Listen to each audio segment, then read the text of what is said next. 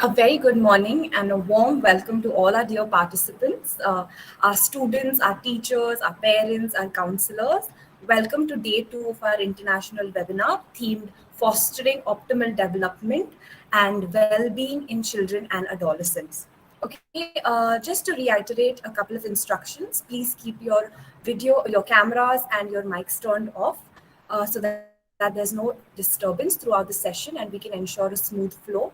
To interact with our resource person or with us, feel free to chat with us or message your opinions, your questions in the chat box. For our YouTube viewers, kindly post your questions in the comments section. So, without any further ado, let's begin with session one for today. And our session one for today is themed I Drool, I'm Cool, preventing substance use in young people. And to conduct this session with us and to share his valuable insights, learnings, and experience with us, we have Dr. Abhijit Nadkarni among us. Dr. Abhijit Nadkarni is an addiction psychiatrist conducting research aimed at developing and evaluating interventions for alcohol use disorders in low resource settings.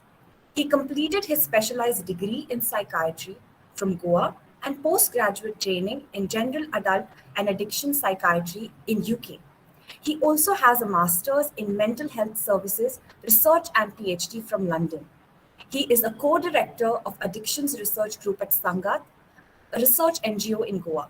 He also teaches leadership in mental health course hosted in Egypt by the World Health Organization Eastern Mediterranean Region Office and for the Pacific Island nations in Australia.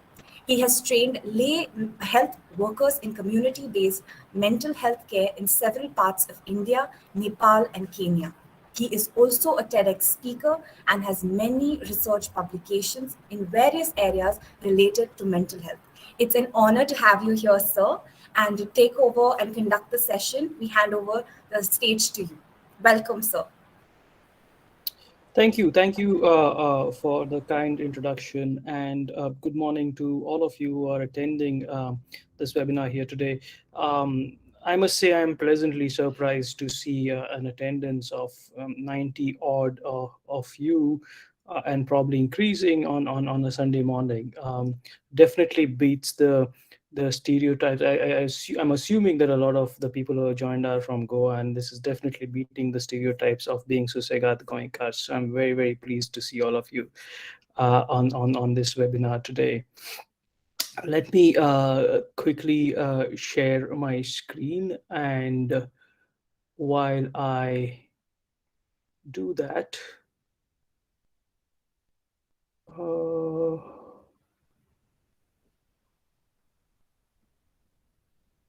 let me just quickly, yeah, here we are. Okay, it's not allowing me to share my screen. I think these things are not complete without some technological issues, I guess. Calendar.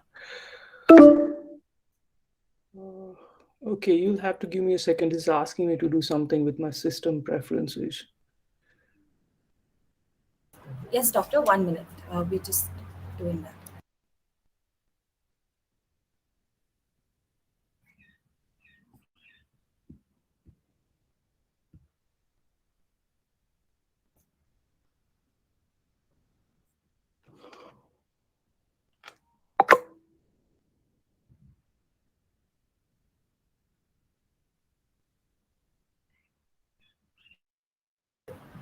Doctor, kindly check. You'd be able to share your screen now.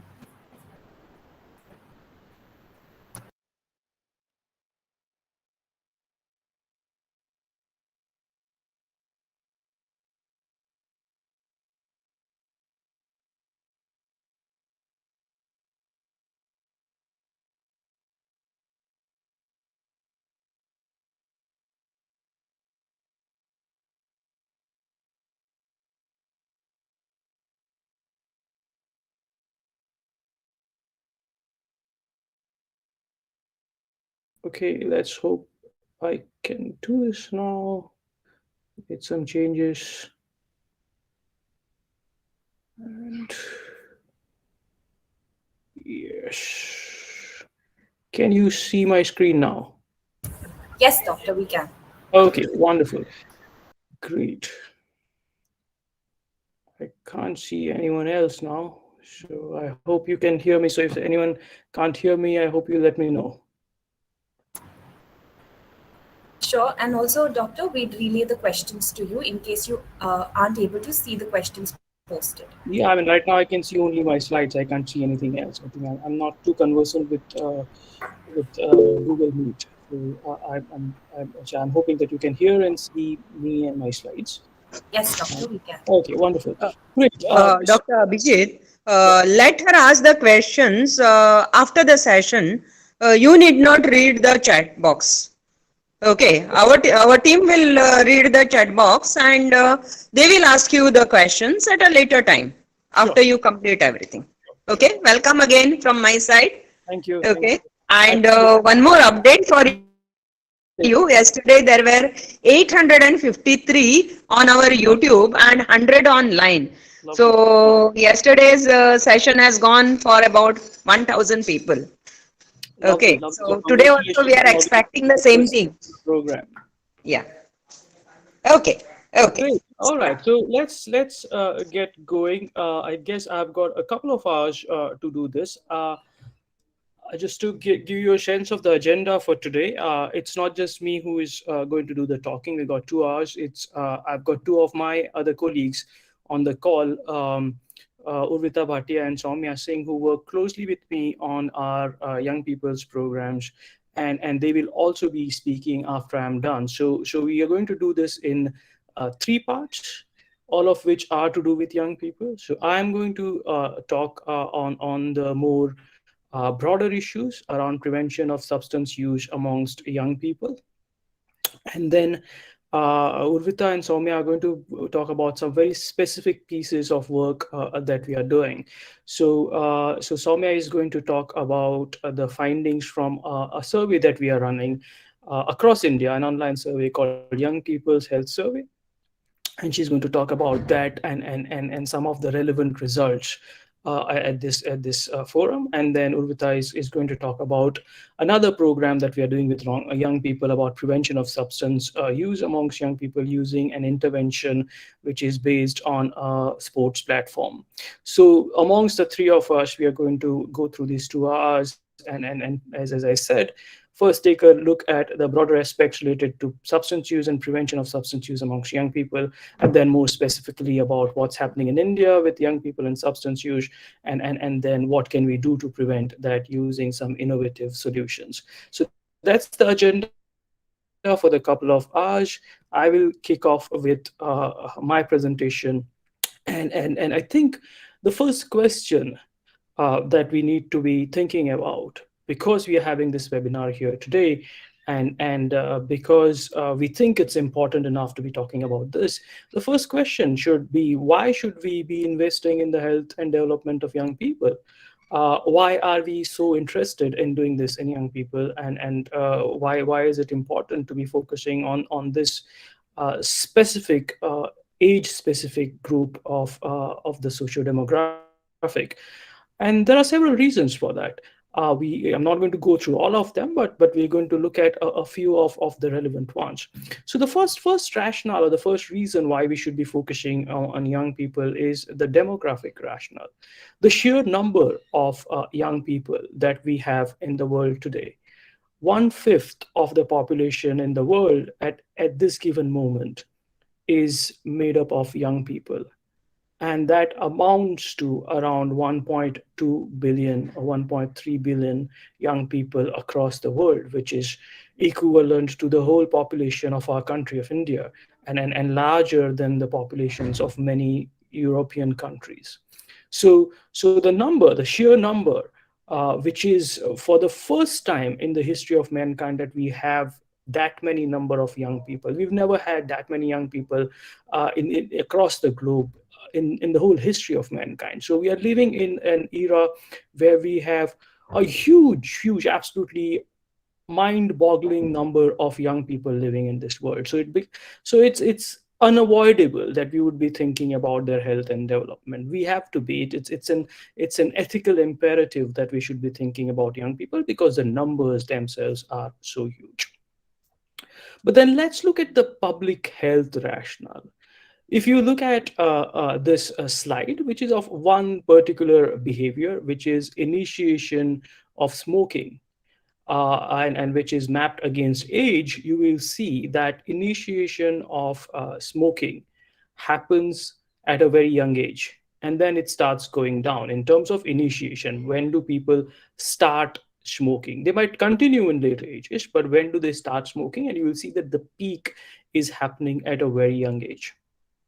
So what is this is just an example of just such an behavior which can cause longer term health problems. There are several other behaviors such as this which develop at an early age and then continue into adulthood, causing various different problems: health problems, social problems, interpersonal problems, work problems, and cause problems at the individual level of families, and at the level of the society in general. So that's another big reason why we should be focusing on young people, because a lot of the behaviors which cause problems in adulthood start at a very young age.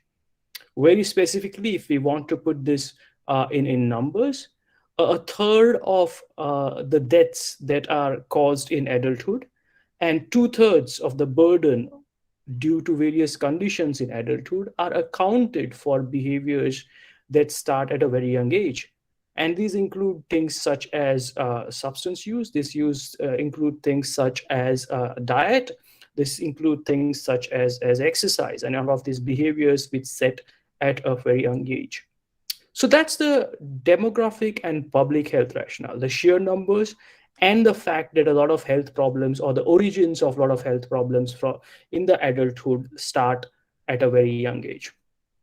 The other rationale, which is very important for policymakers and government, is the economic rationale. We know from evidence that if we have a reasonably good governance in a country, then we are able to leverage the power of young people and the productivity of young people to move a country from being a low income country to a middle income country. We know this from evidence. And for what you'll see here is the example of Vietnam, where there is, and you kind of start off with a large number of very young people, and then the bulge happens in the productive age. And that's where you kind of start moving your country from one socioeconomic strata to other, provided that the government has appropriate policies to leverage this productivity of young people. But very important to remember that for young people to be productive, they need to be healthy. And hence, there's an economic rationale for ensuring that young people remain healthy. So we have the rationale of sheer numbers. We have huge numbers, so we need to invest in young people. We have the rationale of health, that is, a lot of health problems that arise in the adulthood have their origins at a younger age. And we have an economic rationale, i.e., if we invest in young people, it's going to help the country economically. Keeping those rationales aside, let's look at some kind of graphical representations of how some mental and substance use disorders manifest and when they start. If you look at these different conditions, mental and substance use disorders, and the age at which these start, or age of onset of these various conditions, you will see that a lot of these in this happen in this age span of 10 to 24 years, which is your young people.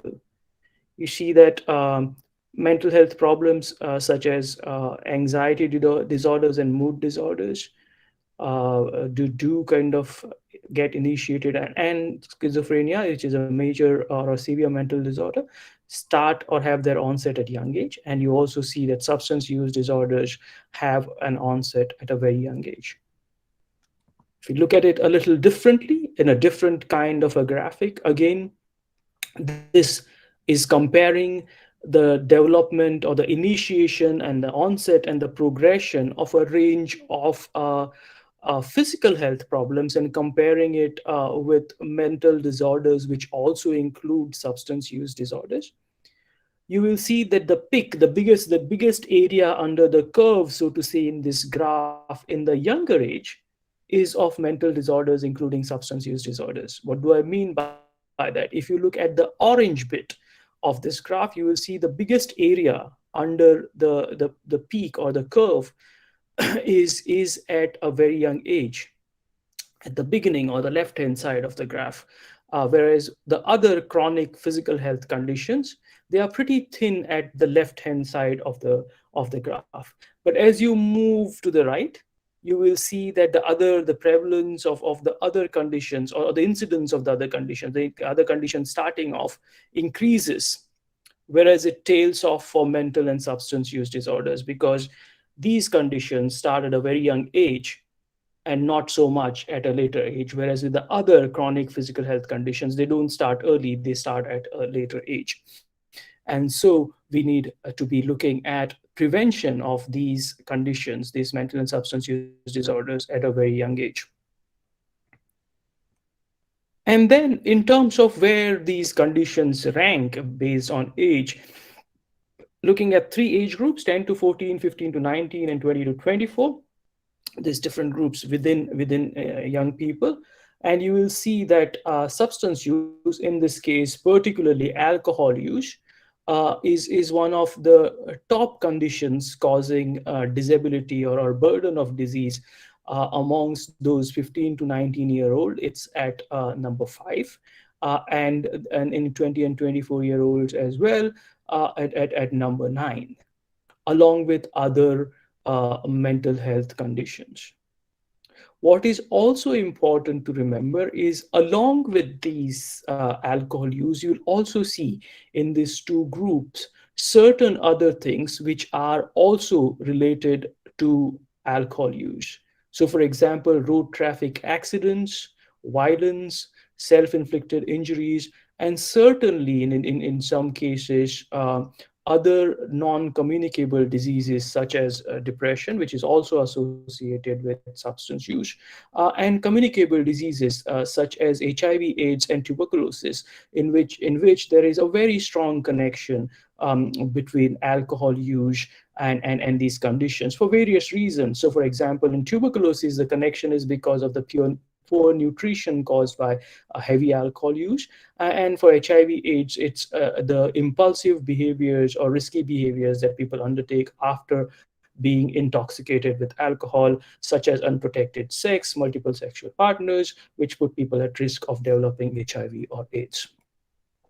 So, how does this work? I mean, we have to remember that it's an interaction of various different things happening in young people.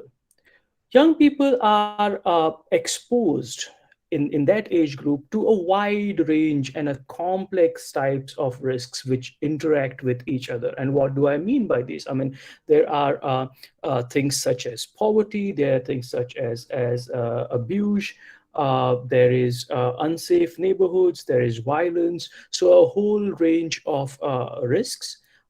And those then interact with young people's particular susceptibility to adversity, which is very, very specific to young people, which you would not see to the same extent in adults. So you have a combination of young people having a certain susceptibility to adversity because of their cognitive development, because of their emotional development, because of basically how young people are hardwired in certain ways.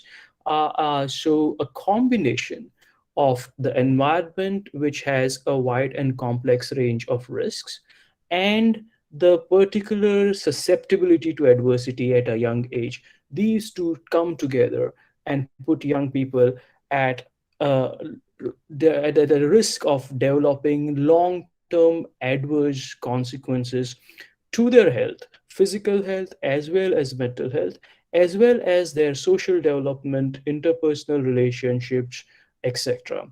And this can manifest in various different ways, as you can see here. I mean, the things that can happen because of the adversities include developing mental health problems like depression and anxiety, common mental disorders. It can result in the use of various kind of substances. It can result in violence, both in perpetration of violence as well as being victims of violence or being victimized.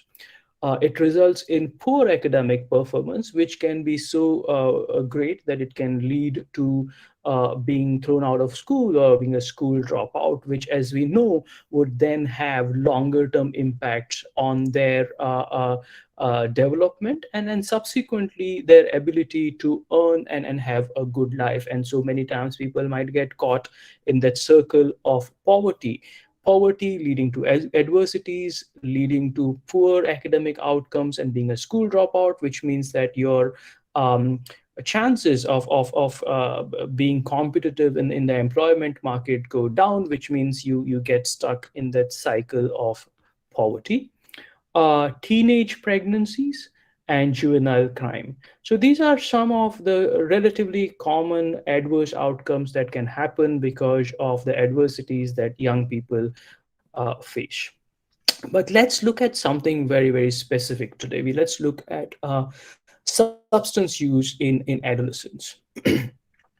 What we know is that the initiation of substances and the rapid increase of the use of substances happens at a relatively young age. It varies. It varies across countries and it varies across context, but generally, initiation of substance use happens in adolescent years. Very important to remember that the earlier the initiation of substances, the earlier people start using substances, greater the chances of them starting to use them in problematic ways, and not just say drinking for pleasure, but developing harmful drinking patterns and indeed dependence in the longer term, and a range of physical and mental health problems. So the earlier the onset, greater the chances of developing problems. As I said, substance use amongst young people will differ by country and within countries by setting and socioeconomic circumstances. So it's pretty complex in that terms. It's not very standard. You can't say one size fits all when it comes to substance use across various countries and settings within countries. However, what is very clear is that the initiation happens at a very young age, between 12 to 17 years. In India, it's somewhere between 14 to 15 years, and then followed by continued use going on beyond 18 years. The most commonly initiated illicit substance amongst young people is cannabis. And there are several reasons for this. One reason being its easy accessibility when amongst all illicit substances. That's one reason. And we know for certain that whenever any kind of substance is easily accessible, people are more likely to use it. And the other reason is around expectancies related to the substance. And what do I mean by that? The beliefs that people hold that this is cannabis is a relatively safe illicit drug and is less likely to cause problems. Now, these expectancies about a substance, along with the easy accessibility, makes it more likely to be the most commonly initiated substance in young people. Moving on to the numbers. I mean, that's kind of an understanding about substances. Let's look at the numbers. We know that mental and substance use disorders are responsible for a huge amount of burden. So DALY is a metric that is commonly used in public health parlance, which is called, it is basically disability adjusted life years. And so gives us a sense of how much burden a particular health condition can cause. And we know that mental and substance use disorders cause a huge amount of burden across the world. And amongst mental and substance use disorders in young people, we know that substance use disorders account for a large proportion of that burden, with the highest contribution happening in the 15 to 24-year age group. That's when they start developing, initiating, and accelerating substance use. Amongst all of the substances that young people use, the one that is responsible or is the biggest risk factor for young people dying is, between the ages of 15 to 24, is alcohol. And also alcohol and drug use are the highest risk factors for disability adjusted life years, which is the burden for young people between 20 to 24 years. Basically, for every 10 life years of young people which are affected by the condition, any health condition, one out of those 10 is because of alcohol and drug use, and which is a big number, considering that we are looking at a whole gamut of health problems. So that's how things look globally. Let's kind of come closer to home and see why India is important. Why are we even talking about this in India? Because you might say that we don't really have this problem in India. The reason we have to talk about this prevention of substance use in India is again the same that we have for the larger world, which is India has the largest population of adolescents in any country in the world. So at present, we have around 250 million young people between the age of 10 to 19 years, which basically means that approximately 1 in every 5 people living in India at the moment is a young person.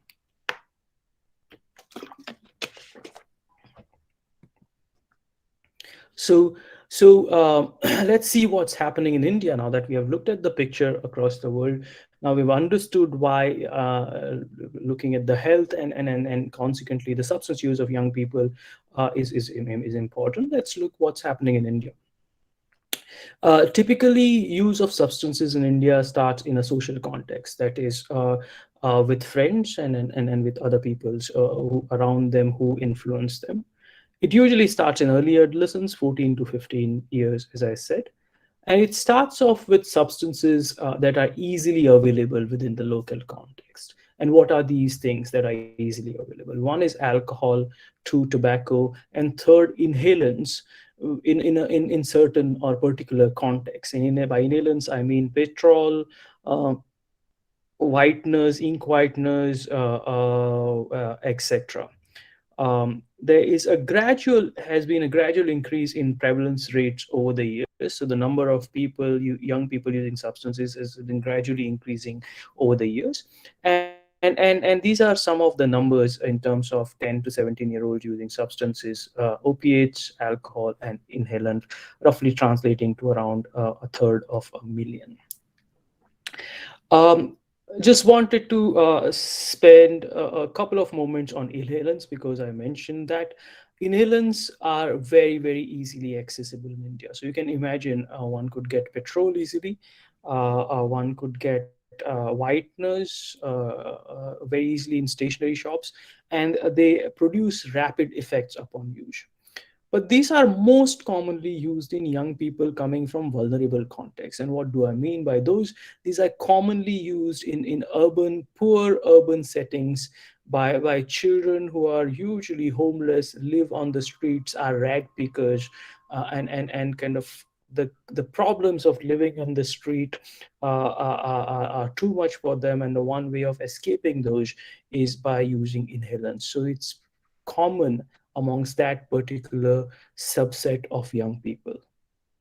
As with the rest of the world, early substance use is associated with a range of psychological, physical, and social problems. The earlier you start using it, greater the problems. And the health consequences of drug use, if you compare drug use amongst young people and amongst adults, the health consequences of the drug use are highest amongst younger people as compared to adults.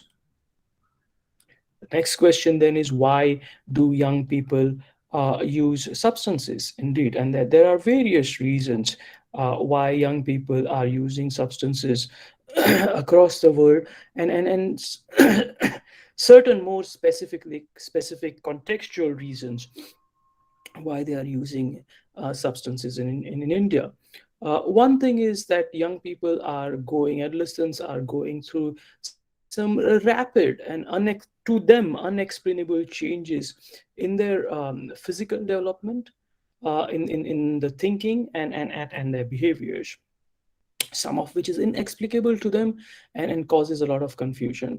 And using substances helps them to kind of relax, calm down, and then start believing that this is something that helps them to bring control over all of the confusion that they're having in their lives.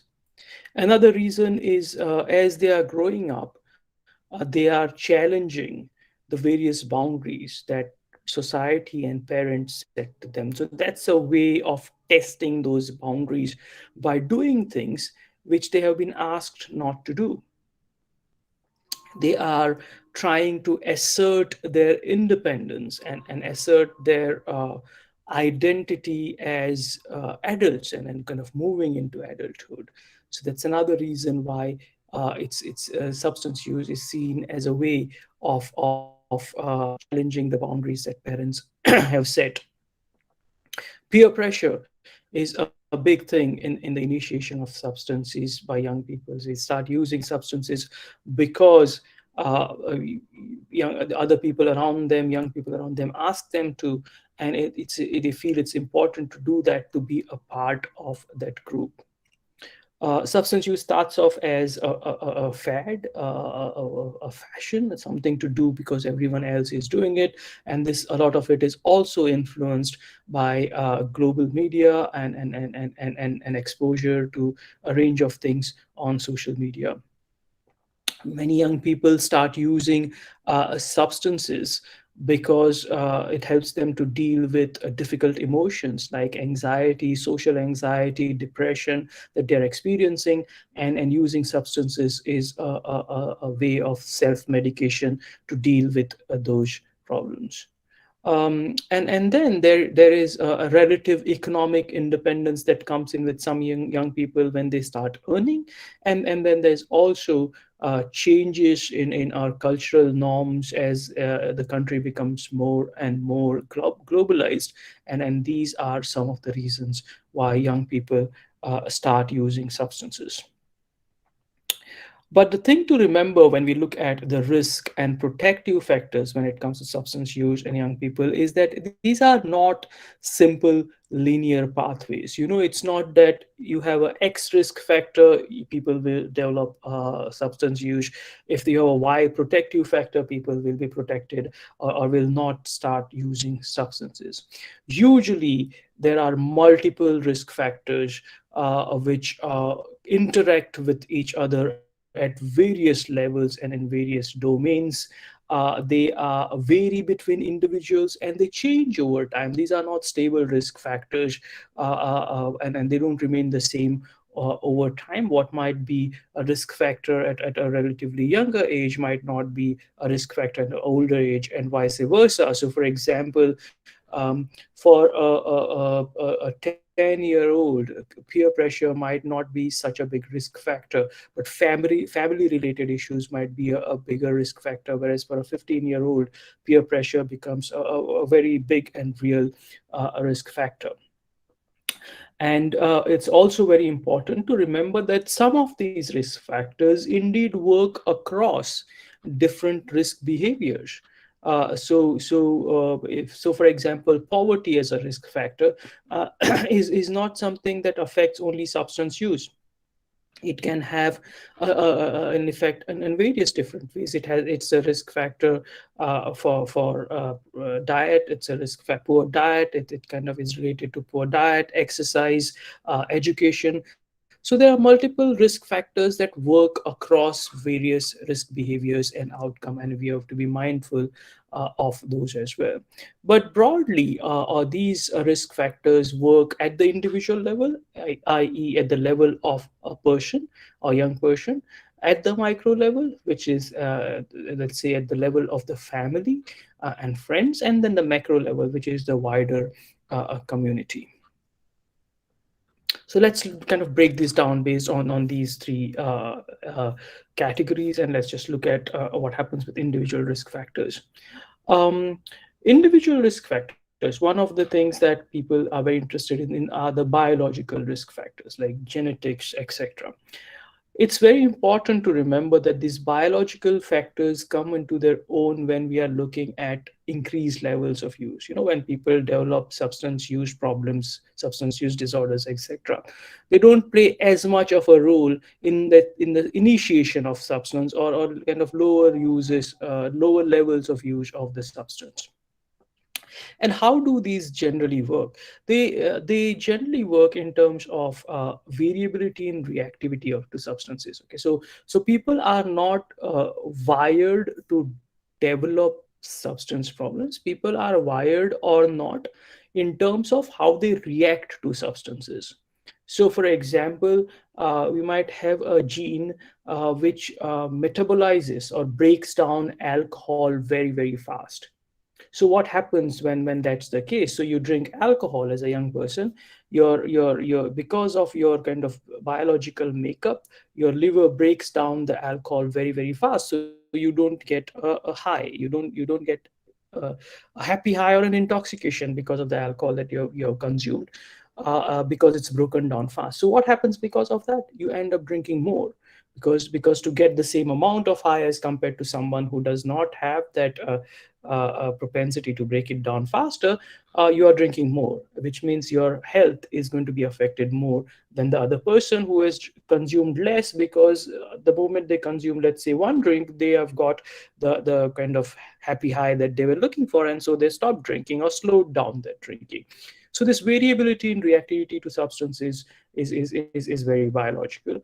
There is genetic heritability again, which kind of is related to this variability in reactivity to substances, and hence you might see sometimes there are many people within a family who are developing substance use problems. There are neurocognitive risk factors. So, for example, if you don't have enough knowledge or awareness about substances, then you're more likely to use them in a risky manner. The misperceptions, what I spoke about cannabis earlier, that it's less risky, and that's a norm. Everyone uses it. It's safe, and that can lead to younger people initiating substance use of substances. Developmental processes, how young people develop. We know that young people are going through a process of development in their cognitions, in their emotions, etc. And so certain processes, if they are slowed down, or are not fully age appropriate, can lead to substance use. So for example, failure of emotional regulation. If you're not able to regulate your emotions such as anger in an appropriate manner, then you might be using the substances to help you manage those emotions better. Psychological factors such as poor self-esteem, which means that you're not able to interact with people very easily, and can only get the confidence to do so when you have used a substance. Low levels of assertiveness, which means that you are not able to handle peer pressure very well, and when your peers kind of force you to use a substance, you are more likely to do that. And poor self-control, which again means that you're not able to say either no, or if you start, you find it very difficult to stop when you're using substances. And oops, uh, can you still see my slides? Yes. Okay. Like something changed on my screen. And finally, protective factors such as engagement within society, and higher religiosity are good examples of things that protect young people from initiating substances. Okay, slides not changing.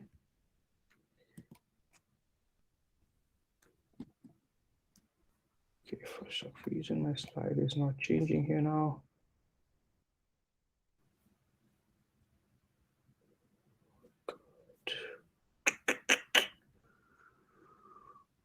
Hmm.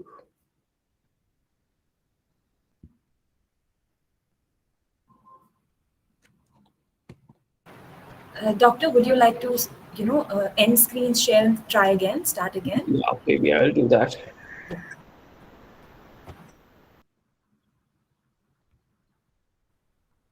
Okay, let's try again.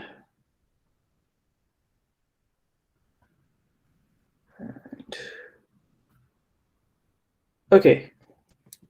Right. Okay. Thanks. So that's individual level. Then looking at interpersonal, so relationships within the family and friends and the peer circle, the wider peer circle. So there are certain things that happen in families that can be risk factors. So for example, social learning processes or modeling behaviors, what you see happening within the family, is it a permissive family where use of substances or use of alcohol is common and happening in front of young people? Then there's more likely to be modeling behaviors in terms of initiating substances, but also parenting practices. Beyond that, it's not just what young people see and model, but it's also about what young people experience in terms of disciplinary practices within the families. So if there's harsh disciplinary practices with a lot of punishment, it's punitive, etc., they're more likely to be substance use. If there's poor monitoring of young people in terms of parents not knowing what do they do, where do they go, as in young people, where do the young people go, what do they do, who are their friends, etc. If there is poor monitoring, there are greater chances. If there are lower levels of family bonding, the family individuals are doing their own thing, there's a high level of family conflict. If all of these things are happening, one or more of these things are happening, there are greater chances of using substances. At the same time, if there is good support in the family, there's positive parenting practices happening within the family, which includes consistent setting of limits, which is very, very important. It's not just setting of limits, but the consistency of the setting of limits, i.e., you have to be doing the kind of setting boundaries which remain the same over time and across situations, careful of monitoring and open communication between family members and the young person. There are lesser chances of developing substance use, which means that these are your protective factors. And then the larger kind of community level risk factors, or the macro level risk factors.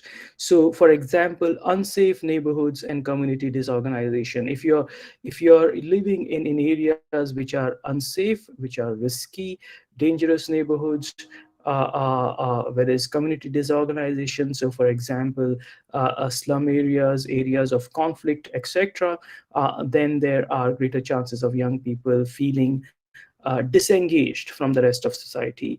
There are poor connections or bonds that develop between the young person and other people within the communities around them, which then leads to initiation of substances.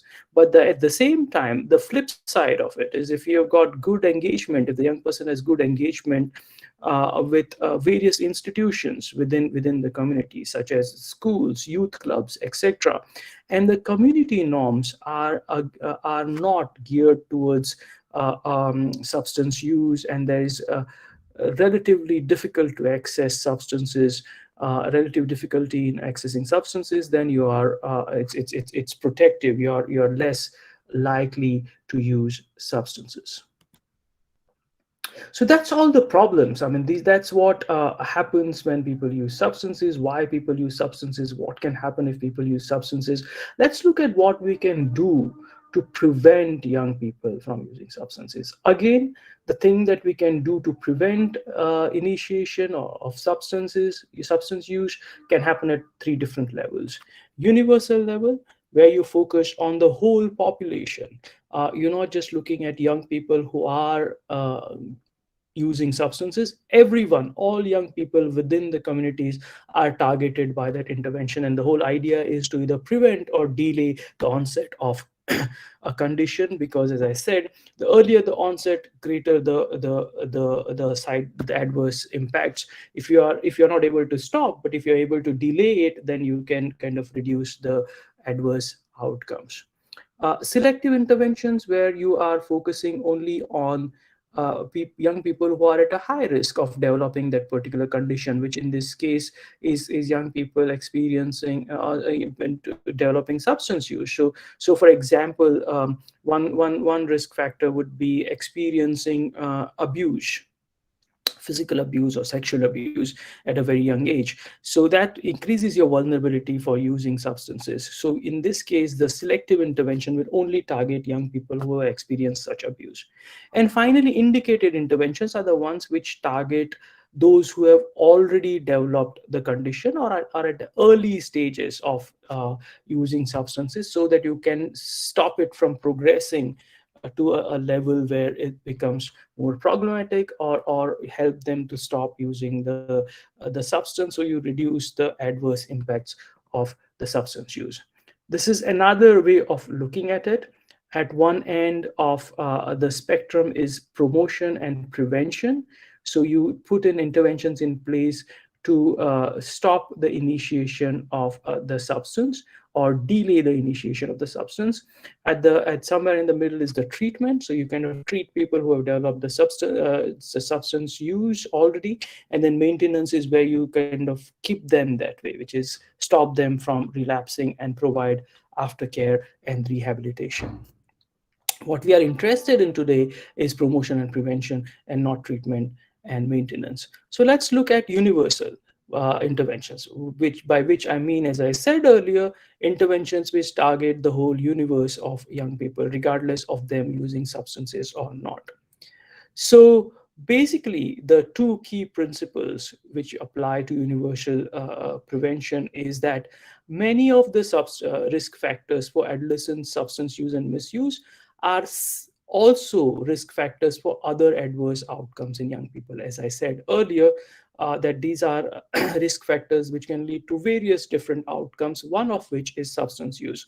And hence, if our prevention models are to be efficient and effective, we can't be targeting only substance use in particular. We are going to target a range of other outcomes through a range of risk factors. The interventions which have the biggest evidence base, or the ones which have been tested the most, are school-based interventions. And the reason school-based interventions are preferred is because you get a large number of young people in one space, so it's a captive audience for an intervention. And the various other key stakeholders in a young person's lives, be it their peers or their teachers, etc., are all within that same ecosystem. And so it's a more efficient way of delivering an intervention. The interventions are primarily around skills training, especially life skills training, which are basically helping them to develop the skills to handle peer pressure, problem solving, etc., which are challenges that young people face in their everyday life. And these interventions are typically designed to be delivered by teachers. The issue is many of these interventions are focused on the provision of information only, and there is very clear evidence that only providing information is not very useful, is not going to lead to reduction in change in behaviors such as substance use. So what we know from research is that if you give people enough information and or awareness, build awareness about a particular unhealthy behavior, which in this case is substance use, it increases young people's knowledge about that condition. So they know that using substances will lead to these adverse outcomes. It might change attitudes towards substance use, but it does not really result in changes in behavior. Furthermore, there's evidence that these interventions are effective when it comes to reducing illicit substance use, but not as much for alcohol and tobacco. Useful interventions are, in more recent times you've seen, are interventions which focus on the whole school, the complete school environment and ecosystem, and targeting something known as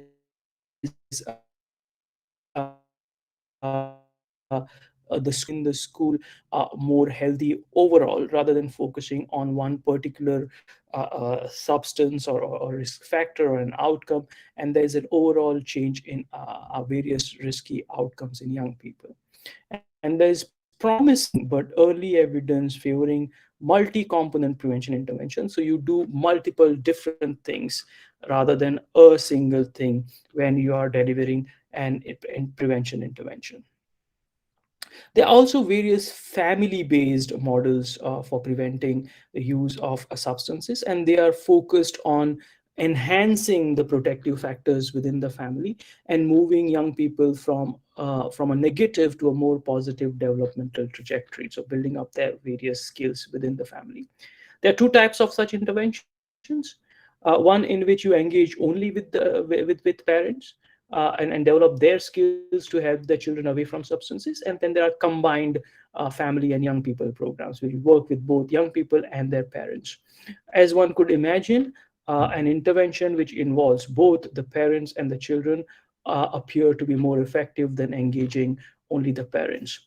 However, overall, the evidence for the effectiveness or evidence that this works, family-based intervention works, is pretty mixed and poor. It's not very strong evidence that such kind of interventions are really very good. And more importantly, even if we were to find that they worked, there are huge challenges in terms of the logistics, the feasibility of getting parents to participate in interventions which require them to come to a particular place, or to for them to commit that much of time on a regular basis is a huge challenge. So there are kind of challenges around feasibility of applying such interventions, even if we were to find that they worked, which we know at the current level of evidence that they are not as effective as we had thought they would be. And finally, community-based interventions, where you're focusing on the whole community within which the young people resides, which would then include everything: the family, the school, peers, the community, etc. There are various different models that have been developed over the years. One of the more popular ones is called the Icelandic model, which has shown positive impacts on reducing substance use and changing risk factors, reducing them and increasing protective factors, and has been shown to lead to protection from use of substance use for as great as 12 years after the intervention was first delivered. It's a multi-level community-wide intervention. As I said, you intervene at the level of the family, friends, school, community, at various levels. It combines family intervention prevention programs as well as school-based prevention programs. It's a rigorously designed programs, and where the community itself, people, various stakeholders from the community are trained to engage with decision making. So the community decides what they are going to do to prevent substance use by making changes locally within their area of influence. So, for example, let's say the community might decide that there are too many alcohol shops within their vicinity, within their catchment area. Might decide that we stop giving permissions to new alcohol stores from starting, and so reducing access to alcohol as a way of stopping young people from initiating alcohol use. So that's the kind of work that happens through engagement of communities. So, what is the final verdict on this? So, focusing on the prevention of initiation of substance use in early adolescence can help in preventing later substance use in young people and subsequent problems in adulthood resulting from the substance use. What is happening in low and middle income countries such as India? One big challenge is in the translation of evidence into practice.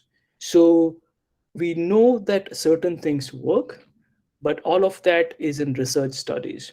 That is not helpful unless we are able to translate that evidence, moving it from the bench, so to say, the laboratory bench, to the bedside, that is, to the people who will benefit from it.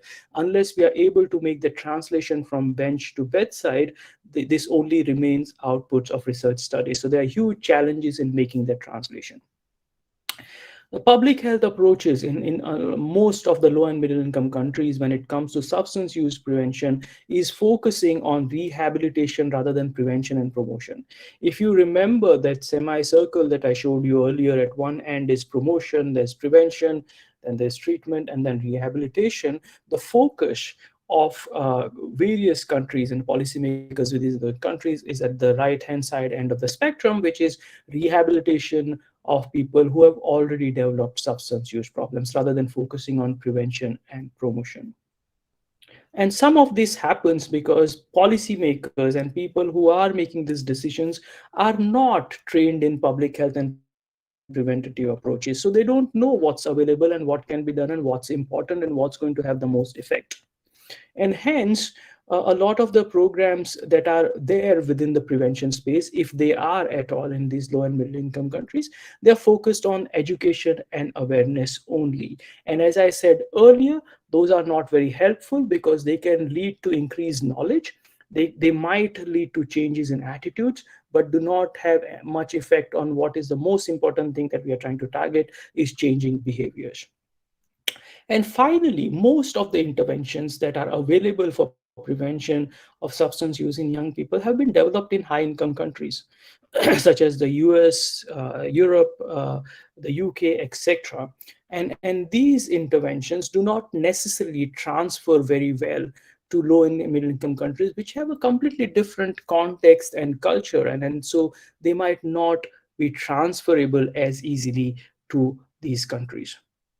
So the verdict, the interventions that are applied or implemented in low and middle income countries are often planned inadequately and implemented in an unsystematic and ad hoc manner. And most of the times they are not evaluated to check if they are actually making a change as they should be, which means that sometimes you might have programs which are implemented, but no one knows whether they are working or not. What is happening in India? We have programs such as the Rashtriya Kishore Swasthya Karyakram, RKSK, as we all know, which one of the things that it's trying to do is reduce, prevent substance use. The problem is that the resources that are available to this program are limited, and the access to this is poor. I mean, by access, I mean that a very small proportion of young people have access or are able to get to this program. And more importantly, the components of the substance use prevention program are exclusively limited to education and awareness programs, something which I have said a couple of times now, which is not really the best intervention in terms of changing behaviors. Then there's the Nasha Mukt Bharat campaign launched across India, but focusing on districts that are most affected by drug use. They are doing various different things. Awareness generation programs in schools and colleges, which again, as I've said before, not the best intervention. There is community outreach to identify people in need of care, again focused on treatment and rehabilitation rather than prevention. And then the treatment is focused mainly in hospital settings, again poorly accessible, and capacity building of different individuals involved in the care of people with substance use disorder. So basically, how are we responding to this problem in India? There is no consolidated and concerted response to the problem. The focus is on treatment and not on prevention. And the only thing that we are doing in terms of prevention, or primarily doing in terms of prevention, is trying to build awareness and through education, drug education programs, which we all know by now are not the most effective and efficient ways of reducing or changing drug use behaviors.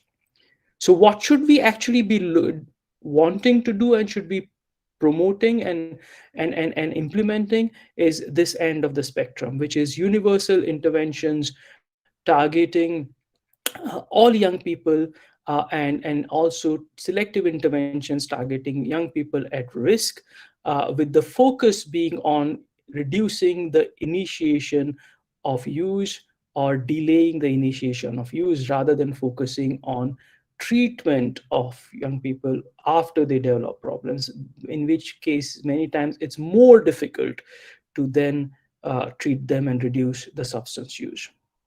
So, in conclusion, just before I finish my part of this webinar, uh, we know that a large chunk of the initiation of substance use happens amongst young people in adolescent and emergent adulthood.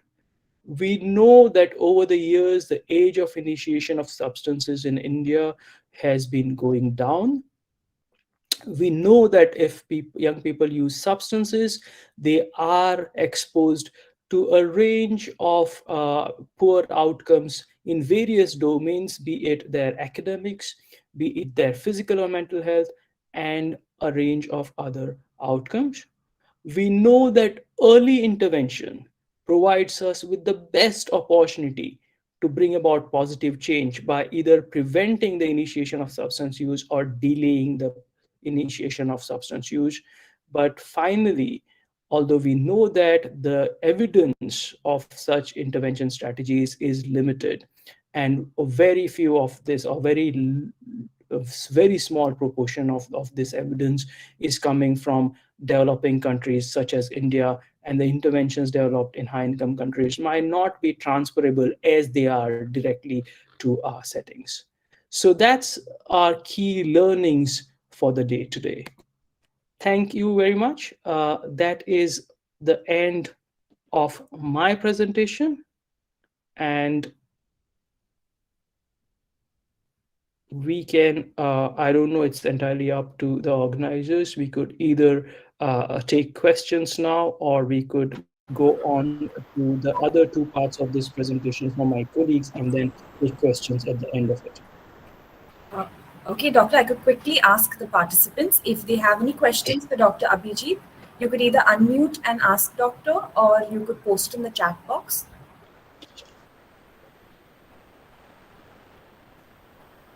Any questions for Dr. Abhijit?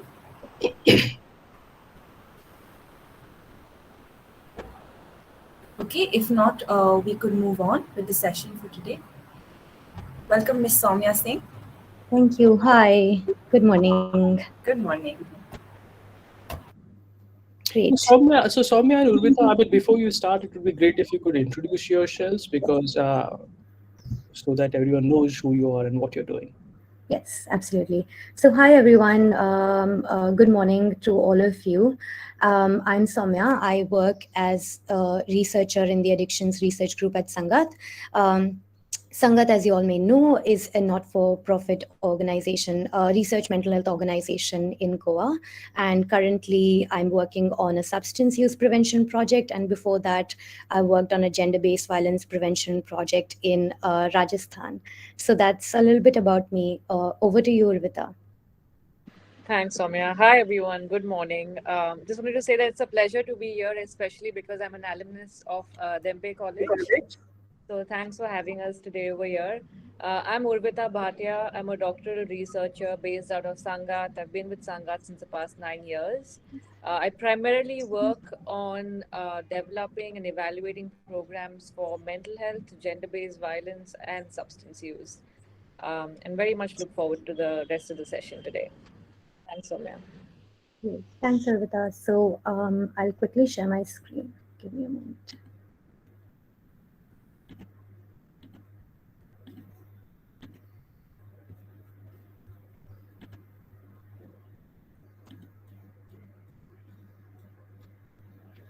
Hi, can you let me know if you can see my screen and hear me properly? Yes, we can.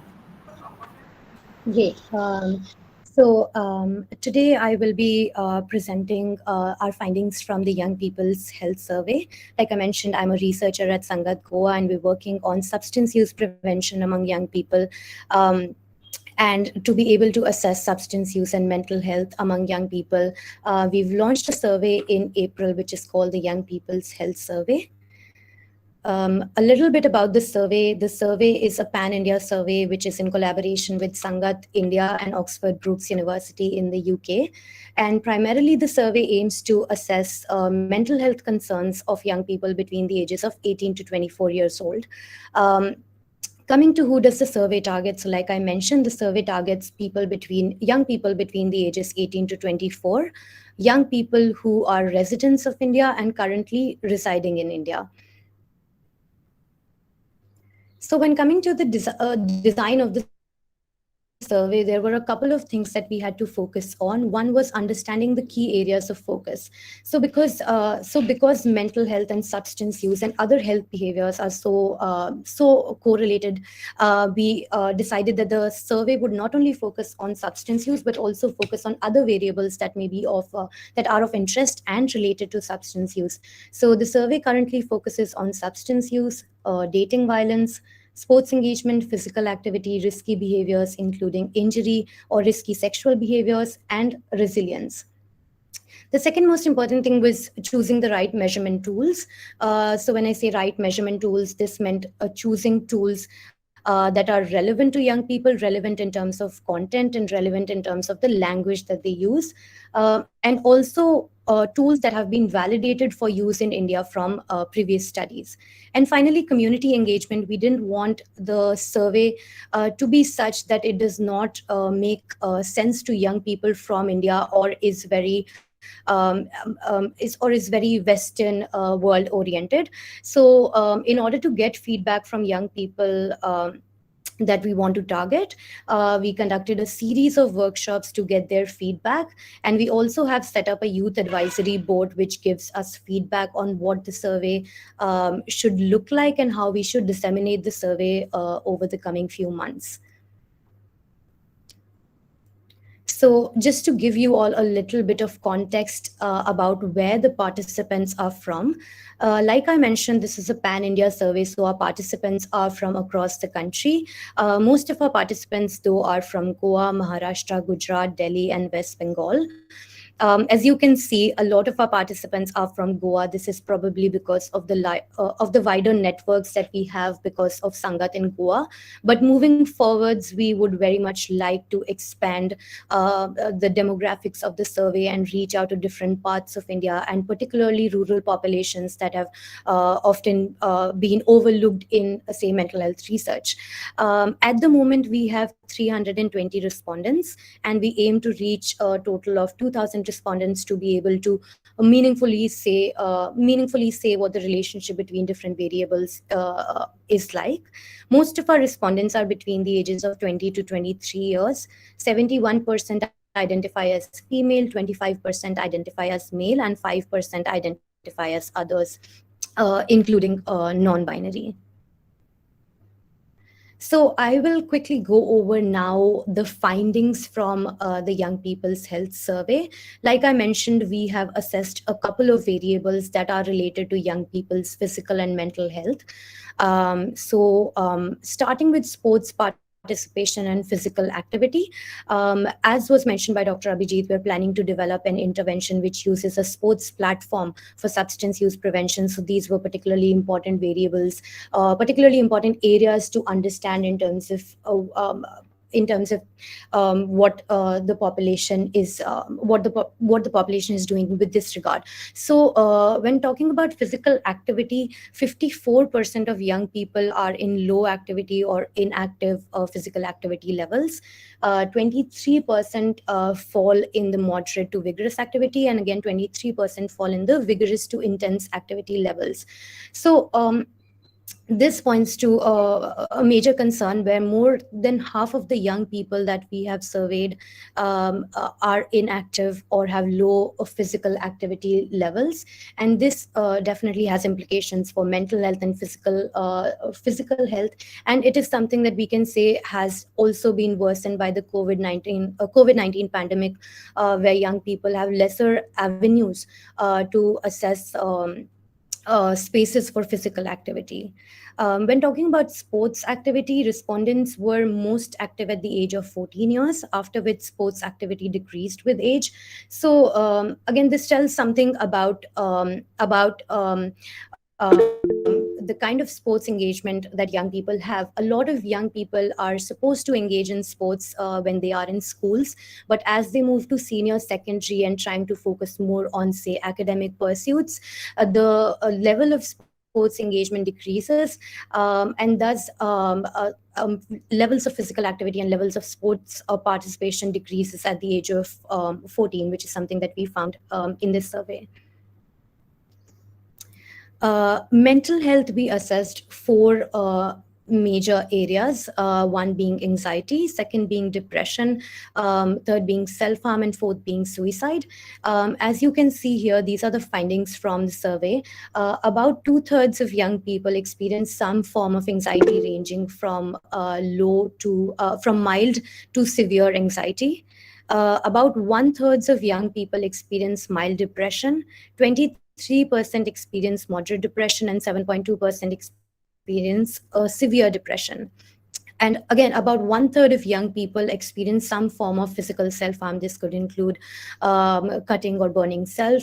And 8.1% have attempted suicide once in their lifetime.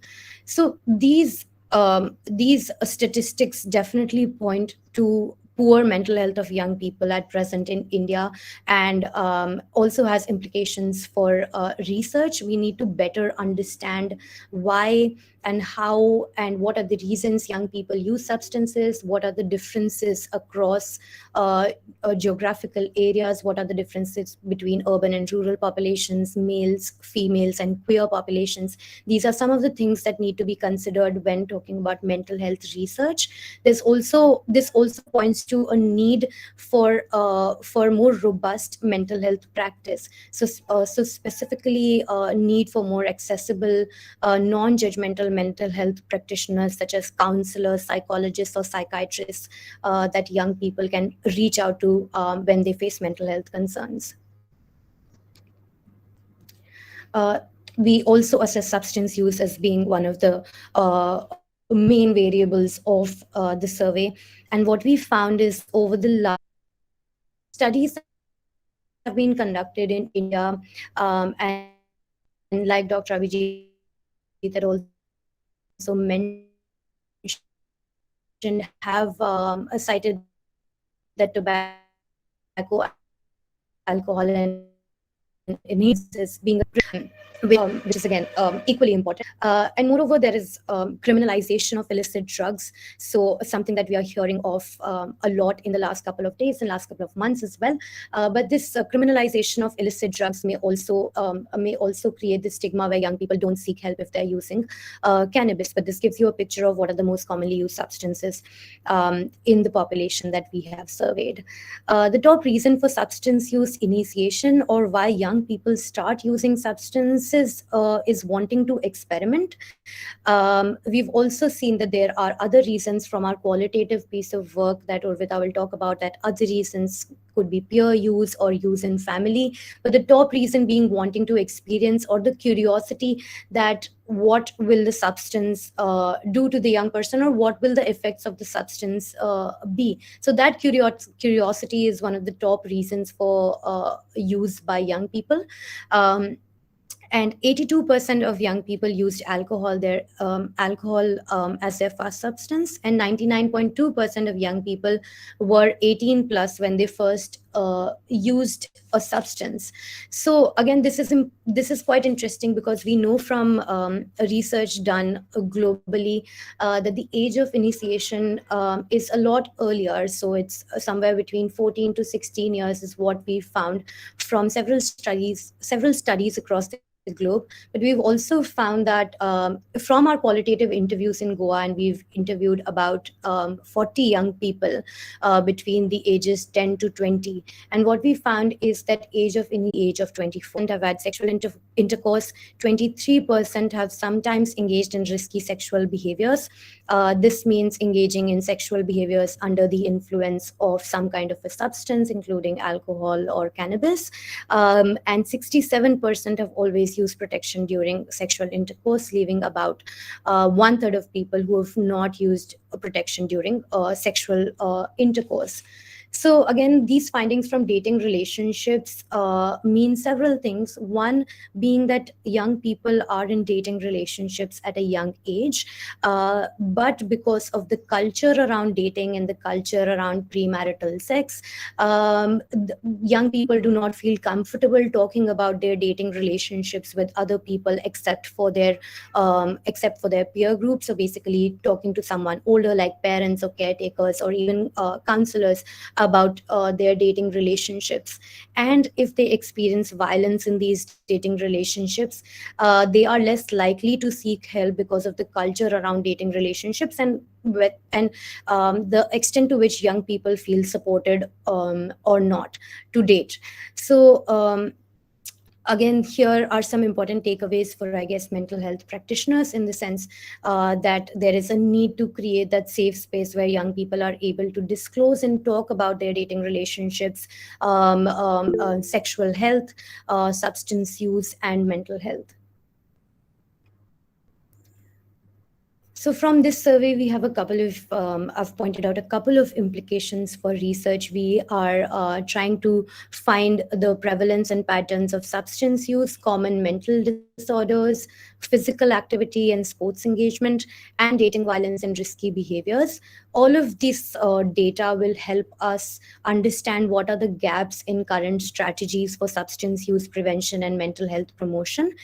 We are also interested in looking at the socio-demographic differences, and like I've mentioned earlier, what are the differences across gender or geography, and whether these needs are to be addressed differently. So that's again something that is important for future research. When it comes to dating violence, we have received quite a lot of feedback from young people on how dating relationships are changing. So not all young people are in monogamous heterosexual relationships, which is something that our survey focuses on. So there is a need to adapt to and understand the changing landscape of dating relationships as well, as to what are the kinds of relationships that young people are engaging in with multiple partners, for example. So that is something that needs further research. As I've pointed out, with respect to substance use and common mental disorders, there is a huge burden of anxiety and depression, which has only been exacerbated by the COVID-19 pandemic. So that's something that needs immediate and quick action. And the use of tobacco, alcohol, and cannabis, which has implications in the later stages of life, as Dr. Abhijit has also elaborated upon. So in terms of future directions of where we go from the findings of this survey, these findings will feed into the development of a sports-based substance use prevention interventions. We aim to assess the age at which young people start using substances, what are the kinds of substances young people use, what is their mental health looking like, what are their dating relationships. All of these factors that are related to substance use will go into developing a prevention program that can be tested locally in Goa and also implemented across different parts of the country nationally. And I will now hand over to Urvita to talk more about the sports-based substance use prevention intervention.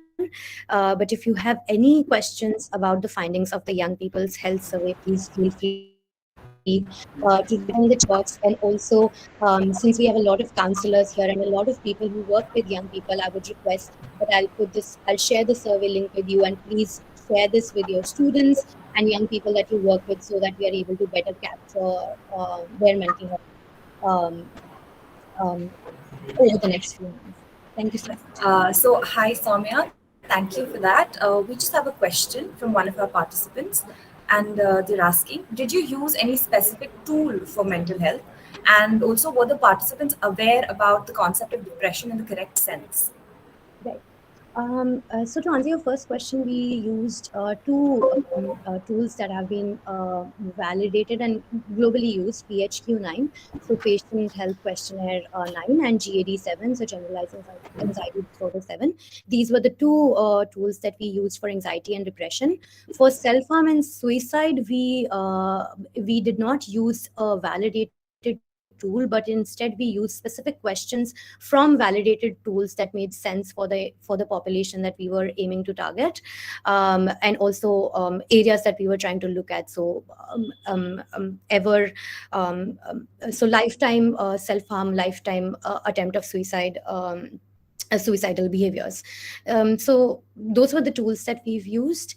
And I have totally forgotten your second question, so could you please repeat? Yes, the second question was, were participants aware of the concept of depression in the correct sense? Right. So from our end, that's an interesting question. From our end, we have not defined anxiety or depression as such. But again, to mention that these tools that we use do not say that are you experiencing anxiety. They use different questions to be able to come to be able to come to a conclusion that maybe this person has depression or has anxiety. So that solves that problem. We did not define depression or anxiety at the outset when they were filling the survey, but the questions also do not directly ask whether a person is suffering from depression or anxiety. They will ask several different things that then indicates depression or anxiety. Thank you.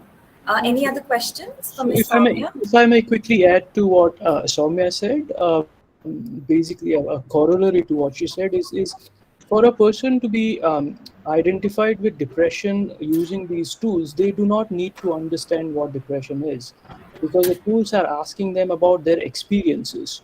Uh, and these experiences, depending on what responses they give to whether having or not having those responses, then the tool then calculates a score which tells us whether this person can possibly have depression or anxiety or not. So for that to happen, people responding to this query, these questions, do not need to know um, depression as we understand it as clinicians. All right. Thank you so much, sir. Yeah. There's another question.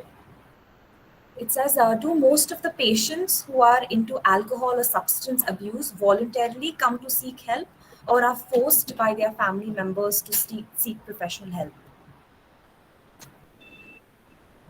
Uh, not many people with substance use or alcohol use problems voluntarily come to seek help, but this is not peculiar to young people. This is across the board for young people, adults, etc. People with a large proportion of people with any kind of substance use problems do not seek help. They might seek help for other things that result from the substance use. By other things, I mean physical health problems that might result from the substance use, but not specifically for the substance use. But a lot of the interventions or the treatment interventions, we are not talking about prevention interventions here, treatment interventions. A lot of the treatment interventions are designed to um, screen and identify people when they access healthcare services for other health problems, and then thus identifying people with substance use disorders while you're doing that, and provide an intervention. Very few people do seek help directly for the substance use disorders because they have already kind of realized the adverse impact of the substance use or alcohol use on their health, and have already made a decision to change. There might be others who are ambivalent about it, so you might seek help but are not really sure whether they want to change or not. So it's a mix of all of those three, but broadly, it's not a large proportion of people with these problems would seek any help, and many times they are forced by their family members to seek help. Okay, yeah, thank you, doctor. The same participant has another question, and they're saying they're just curious to know what type of major valid reasons do such individuals give to validate their addictive behavior in a rational manner during therapeutic sessions. Oh, okay. That's a very, very clinical question. But I think some of the things that we come across pretty commonly is not accepting that they have a problem. So usually people believe that their use. Let's take alcohol for example, because that's the commonest substance that we'll come across in the work that we do in Goa. The commonest rationale or the reason that we get from people is that I know what I'm doing. It is under control.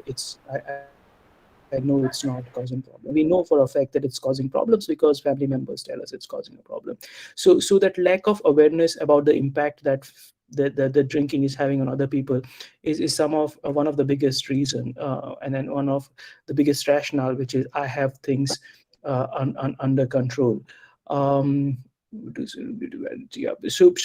And then there are other reasons where they talk about how it helps them to socialize, how it helps people with body aches, with sleep, how it gives them some time to have pleasure in that kind of difficult that day that they have, a difficult life that they have. So these are some of the common explanatory models that we see in the work that we do. That's not to say that these things do not actually serve that function. So, for example, when someone says that I drink because it helps me to sleep at night, it's actually helping that person. That person actually believes that it's helping them to sleep at night.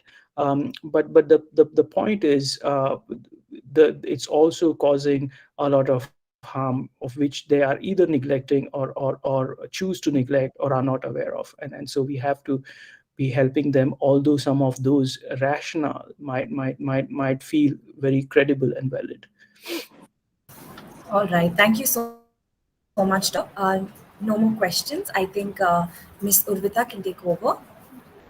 Thank you. Thank you very much. Very interesting questions, and I hope that we do have more time as well to discuss some of these concerns more. So, just to confirm, I have the next 20 minutes or so, right? Yes, yes. Okay, all right. So, hi again, everyone. I'll now be talking about insights from an exciting and new local program in Goa called the MeWe Sports Project, which essentially stands for Mental Wellbeing in Sports.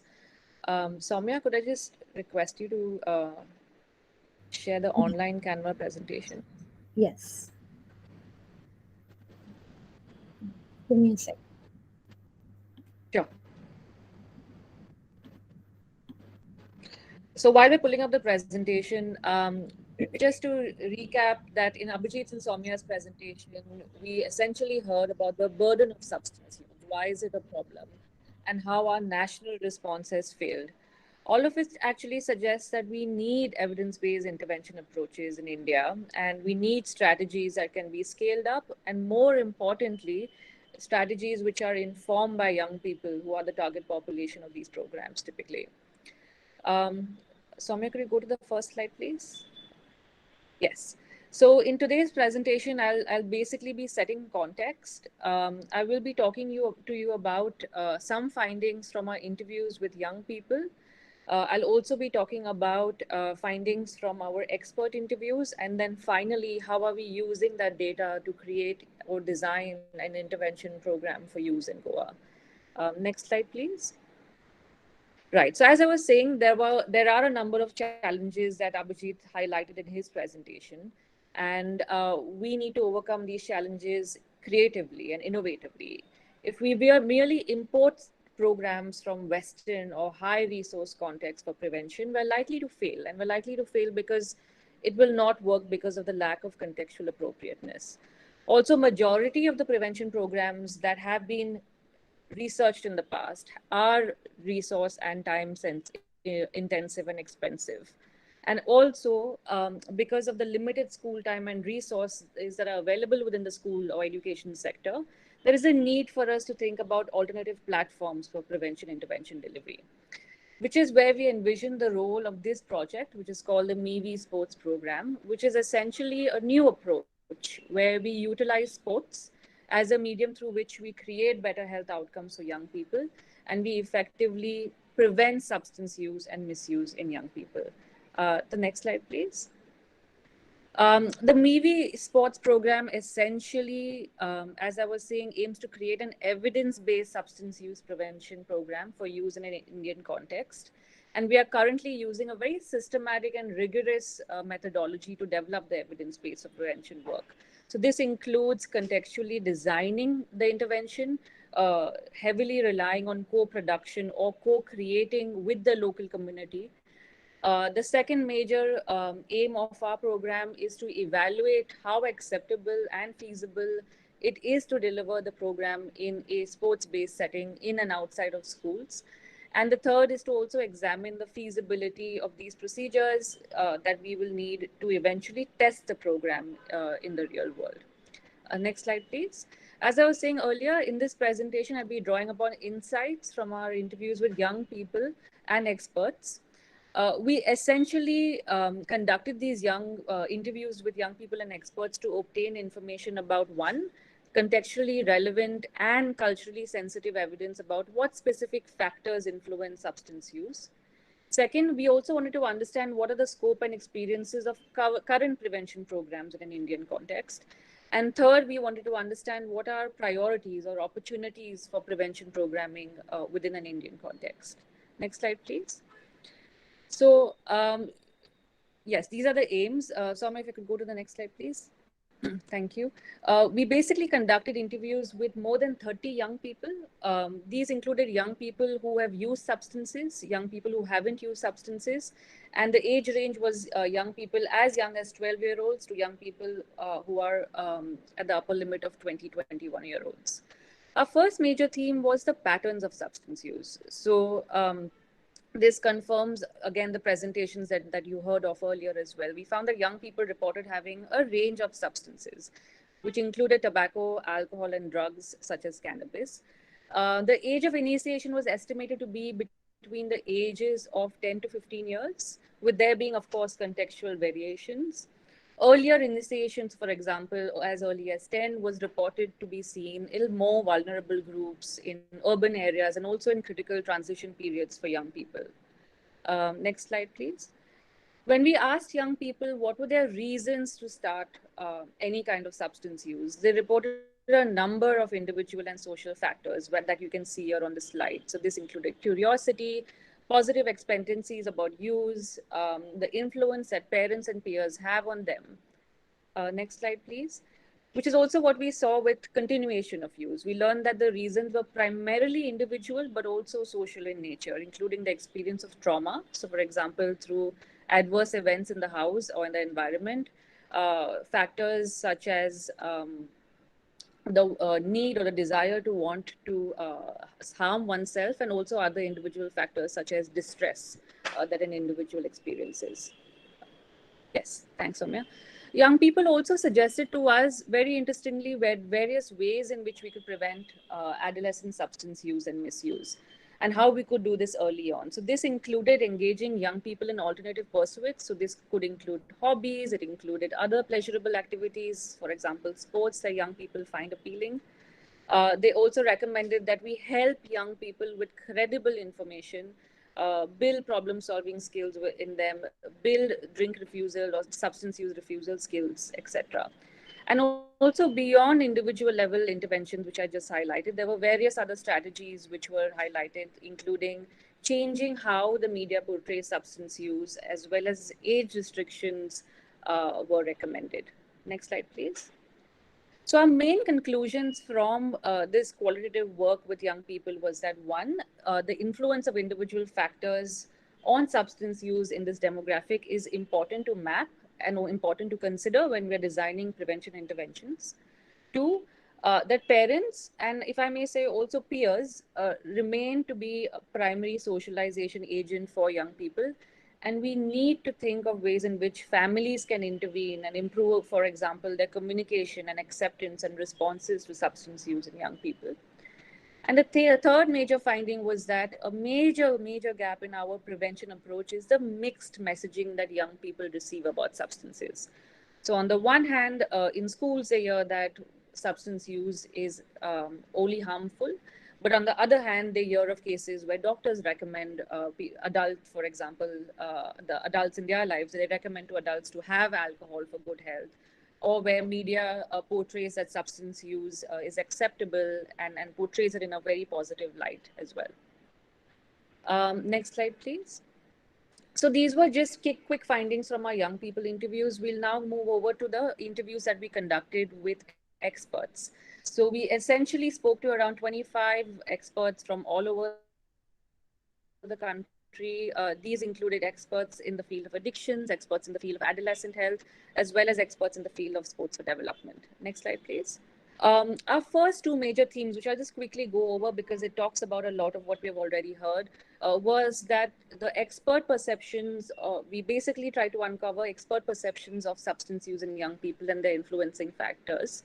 And we essentially learned that a range of risk and protective factors determine substance use, as highlighted in Abhijit's presentation. So these were highlighted across three levels: individual factors, family and peer or interpersonal factors, and community factors.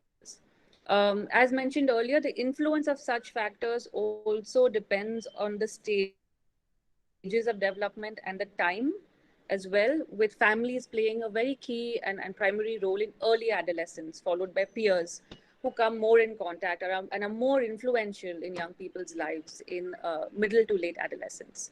Also, some very interesting insights about critical public perspectives and current practices within an Indian context was that substance use in young people was typically seen to be not as problematic in the public eye as much as digital use was.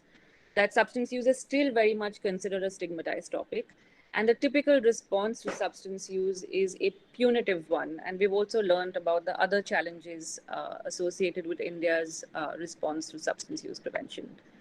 Next slide, please. Our third major theme was factors we needed to consider while designing an intervention. So, certain characteristics of programs that can help to create positive impacts included one, trying to use an integrated approach where you target multiple levels for prevention. You target the primary level, the secondary level, and the tertiary level. You essentially use a whole of community or whole of person approach in preventing substance use and other health behavior, risky behaviors too. Also, it was also highlighted that it's important to focus on multiple risky behaviors, with the rationale being that anyway risky behaviors cluster in adolescence and it can make the program more comprehensive and acceptable as well. The experts also highlighted that it is important that the content and the delivery of these programs are driven by consultations with multiple stakeholders, but primarily with young people themselves. Programs need to be made more appealing. They need to perhaps build in incentives for young people. They essentially need to give young people equal ownership and power whilst designing and implementing these programs. Majority of the experts also felt that it was very important to introduce a prevention program early on before these risky behaviors have even emerged. And in an Indian context, they recommended that it would make sense to start as early as 10 to 12 years of age. And finally, they recommended that a graded approach could be followed whilst implementing a prevention program, where you initially focus on generic skills that are required for resilience and good mental health and good health in general. And then you go on to cover more increasingly complex and difficult topics such as substance use, suicidality, etc. Next slide, please. Our experts also articulated the need for and importance of prevention interventions in general, which are universal in nature, which are aimed at all children or young people, irrespective of risk. And some individual level components are here on the left, as you can see. These include developing alternative pursuits, which is something that we also learned from the young people interviews, building skills, building emotional resilience, building self-esteem, self-image, leadership skills, etc. They also recommended that whilst conceptualizing prevention programs, it is not enough to only focus on the individual. So we need to also consider parents as well as teachers and peers as equal stakeholders again and engage with them, consult with them, deliver sessions, for example, awareness sessions to them, engage with them during the prevention work is an important thing to consider as well. And finally, majority of the participants also felt that substance use related components needed to be couched within a larger focus on general health and risky behaviors. The next slide, please. Our fourth major theme from this work was expert perceptions on sports as a platform for prevention. Most of the experts felt that sports provided a unique and appealing community platform for an intervention for young people. It provided an opportunity to harness the potential of multiple positive mechanisms of health behaviors in young people. And some of these mechanisms are highlighted over here. So, for example, sports provides opportunities for young people to have fun, to connect with each other, to learn new skills, to also learn values, and also at the same time maintain good physical health as well. Next slide, please. They also highlighted a number of concerns and anticipated barriers, which is extremely important to preempt and anticipate while you're designing programs so that you can work with these when they eventually come up. So some fundamental concerns that need to be considered include the limited uptake that sports has, and also the access barriers. Not everyone has equal access to sports because of a number of reasons, and also that there are risks related to sports. For example, you're likely to get injured, and also generally speaking, people think of sports very poorly. So these are some concerns and barriers that they highlighted. In order to optimize the potential of sports, they also recommended a number of strategies that we can use. So this included endorsing sports and games where girls and boys can play together, providing flexibility in the types of sports that are offered in school and community settings, and also offering support to young people and supervision and monitoring during these activities. Next slide, please. So essentially, till now, we've covered substance use in general. Why is it an important topic to consider in India? What is the burden of substance use? What is the role of prevention programming? I'd like to talk a very little bit about our intervention or our program as well. I'll walk you through our planned work in case that stimulates interest or may be related to some of the work that you might be doing or might be interested to do in schools and other settings. Next slide, please. So the primary objective of our first phase of research, which you see over here, was to examine the evidence base and to understand where are the gaps, where are the opportunities which we can use in intervention development. This essentially helped us create a conceptual framework on what are the potential processes and outcomes that this program can target.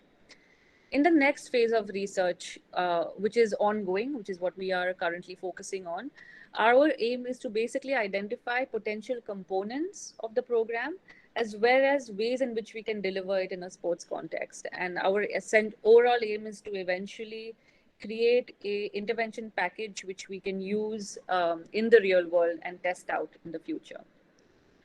In the last phase of this work, next slide, please, we will essentially examine how acceptable the program is, how feasible it is, what is the impact that the program has on adolescent health outcomes, and what are various challenges and facilitators which relate to the scalability. The future implementation of this program is what we are going to be focusing on. So essentially, to recap these three phases of research, we are using a systematic intervention development process, which includes the integration of global as well as local evidence from Goa as well as from India. We gather all of that evidence, we triangulate or we bring together all of that evidence, and we co-produce or co-create a prevention intervention that can be delivered for young people in India. If I could just conclude with what we have learned from all of this work so far, basically many of the recommendations or many of the findings that we have had are consistent with evidence-based prevention programming and international standards that have been endorsed, for example, by the UNODC. The first major takeaway from this work is that we learned what the priority and relevant modifiable risk and protective factors are in an Indian context. What are those factors that we need to prioritize for a multi-component prevention intervention is also what we learn.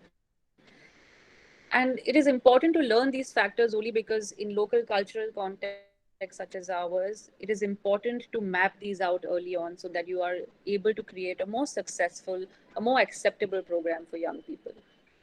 The second major takeaway from this work was the promise of whole school or multi-component, multi-level intervention approaches to substance use prevention. These approaches are limited by implementation and scalability challenges, especially in contexts like ours where there are not many resources.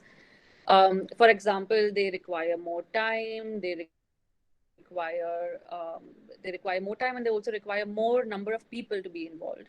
So it requires us to think, again, as I was saying at the beginning of this presentation, to think out of the box, to design strategies which can help us solve some of these problems. And an example of a strategy that we have thought about is one, situating this program within a sports context, and two, also trying to look at non-specialists in delivering this program, which is consistent with the work that Sangat is doing as well, in case any of you are interested in that. And finally, a major takeaway was that all of the young people as well as the experts felt that sports was a good opportunity for prevention and intervention integration in India. However, given the paucity of data about how it works, whether it works or not, the benefits of sports, the concerns regarding sports, what we really require is a robust way of evaluating all of that and to explore it further, the role of sports, mental health, and substance use in an Indian context. So, with that, I'll end my presentation. And I hope that you enjoyed the past 2 hours talking about substance use and substance use prevention. Very much look forward to any questions that you might have. Thank you. Yeah, thank you, Ms. Urvita. We do have a couple of questions. One of our participant asks, I know of a family acquaintance who is in a rehabilitation center for drug abuse and is seeking help for his addiction. She says, I would like to know how the parents could help when the person gets back home with regards to relapse. So, what are the interventions that can help this person? Sure. Abhijit, do you want to take that about relapse and then I'll add in about the role of parents? Sure. So I think the key principles in relapse prevention are basically around identifying what we call as triggers. What are the things that put the person at a risk of going back to the substance use? So what is it that makes that young person use substances? So identification of triggers is the first point. Second is that once you identified the triggers, you need to have a plan for those triggers. So the first thing that you would think about is avoidance of those trigger factors. What can you do to avoid those trigger factors? If you can't, it's not always possible to avoid all the trigger factors. So then the second thing to think about is, what do we do if we cannot avoid the trigger factors? What do we do when we come across the trigger factors, i.e. learning to handle the trigger factors? And the third thing is understanding that there might be a lapses. Lapses is a slip. You slip, but you don't fall. A fall would be a relapse. So you might use the substance, but you don't go back to continued use of the substance. So understanding that there might be a lapse, what do you do to prevent the lapse from turning into a relapse? And these are the general principles of relapse prevention. So very specifically for these person that you are talking about, someone that you know, it's very important for them to understand what are the things that would push this person back to using substances. So for example, let's say friends. If this person was using substances with friends, then that is a risk factor. When he meets those friends again, there are chances that this person, these friends, there might be peer pressure from these friends to go back to using substances. So what did I say earlier? I said earlier, you identify the triggers, so which in this case as an example is friends. If you identify the triggers, how can you avoid the triggers? Which in this case, would it be possible to avoid these friends so that you don't put yourself in a situation where you are forced to use the substance? It's not all. So that's one thing that you could do, but it's not always possible to avoid friends. You might meet them somewhere or the other. So what do you then do to handle the trigger, which in this case is the friends? Then that person, the young person needs to be trained to handle peer pressure, which is how do you assertively say no when the friends offer you substances. And that is what hopefully is happening in the rehabilitation center, training this person to say no to peers when they ask you or force you to have substances. So you use those skills. But these skills would vary based on what the actual trigger factors are. So for example, if they're getting drinking urges, then how do you handle drinking urges? So there are various ways to do this. The thing for you to think about, Kirti, I mean, if you are going to help them, is basically helping to identify the potential triggers, then developing strategies to avoid those triggers, and then if you can't avoid those triggers, helping this young person develop the skills to deal with the triggers so that they don't go back to the substance use. Thank you, Doctor. Yeah, I think you've answered her question in detail and really well.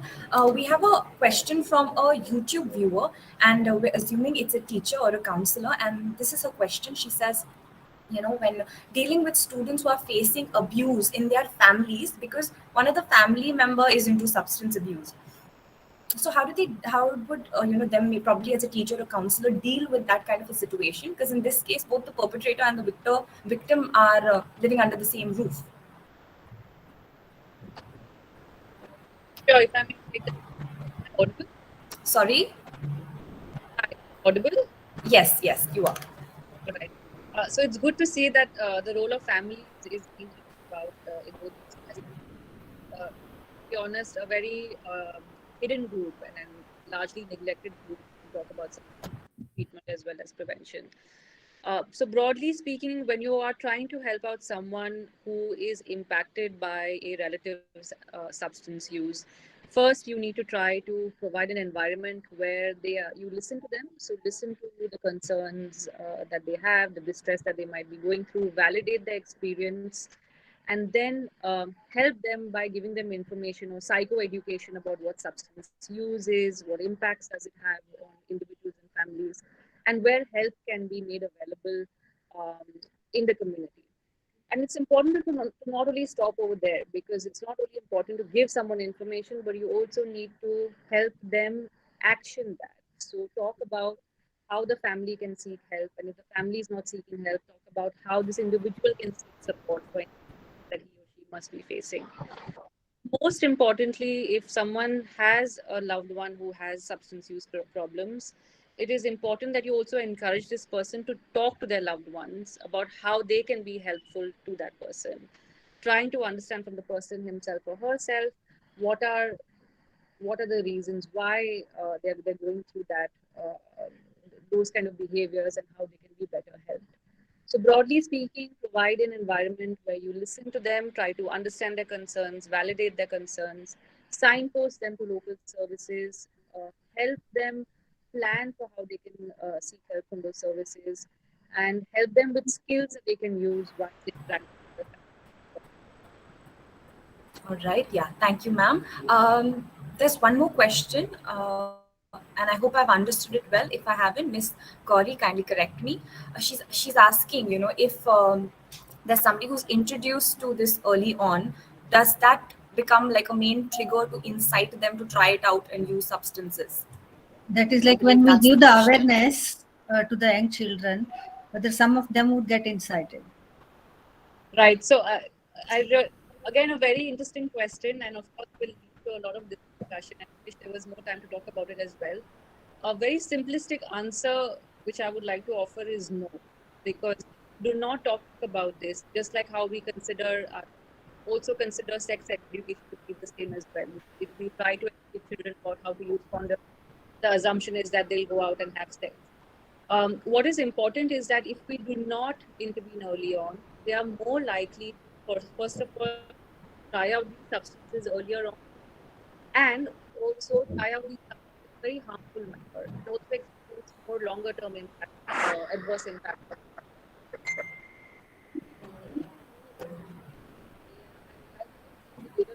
Is it just me? Urvita, I couldn't hear you. Is it just me? Yeah, Miss Urvita, your voice has gotten a little faint.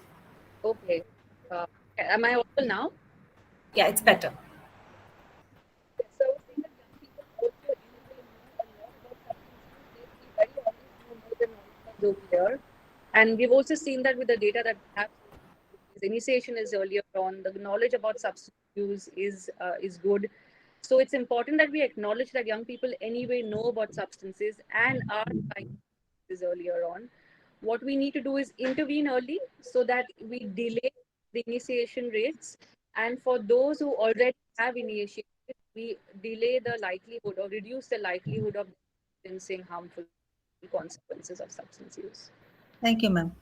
If I may quickly add to that, maybe Urita, you said this, but we missed out because your voice is not so good connection. Is that in any case, young people, because of the access that young people have to the internet and to peers, young people are anyways going to get that information. But many times the information might be wrong, and many times young people might not have the skills or the abilities to be able to, and not just young people, adults as well, as we see on social media, might not have the skills and the abilities to differentiate what is valid information and what is not. And so what we are trying to do through building awareness is to ensure that young people have the right to make the right choice.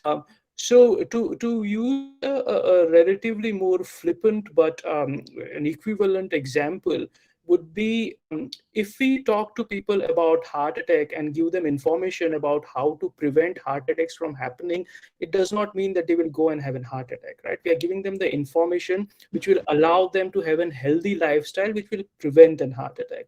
And so that's what we are trying to do with prevention. Of course, the knowledge or the information that we give has to be appropriate for the developmental stage of the young person. So you can't give a 10-year-old the same kind of information in the same way that you would give it to a 15-year-old. So that information, what information you give and how you give it, has to be matched to the developmental level of that young person, and then it would be appropriate. Thank you, sir. Yeah, there's one more question.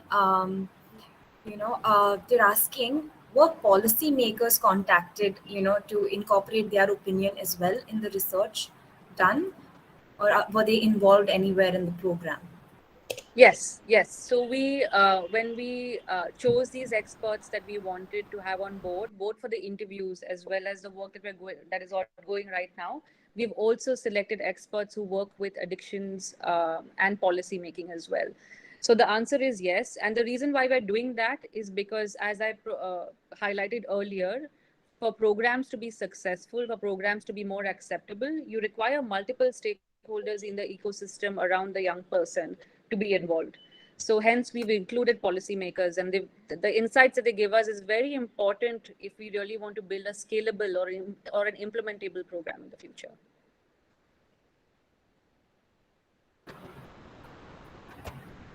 Yeah, thank you so much, ma'am. Okay, what we're quickly going to do, I don't think we have any more questions. So what we're quickly going to do, I'm going to request all the participants to turn on your cameras so we can take a quick picture with everyone.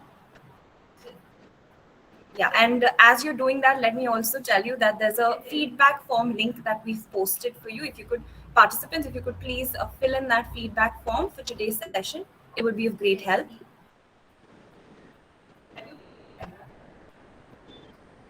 Yes, thank you, thank you. Lovely to see some familiar faces. Thank you.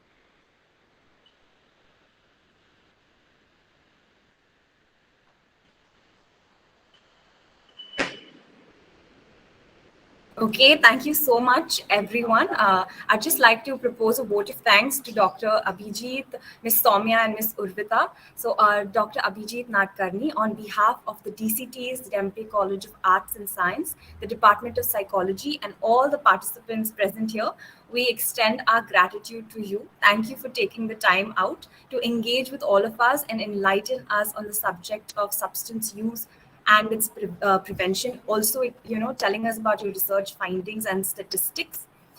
We'd also like to really thank Ms. Urvita Bhatia and Ms. Soumya Singh for sharing their valuable insights and research findings with us.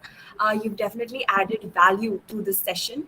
Thank you so much. We definitely have so much to take forth from this session, and we're truly enlightened. So thank you so very much.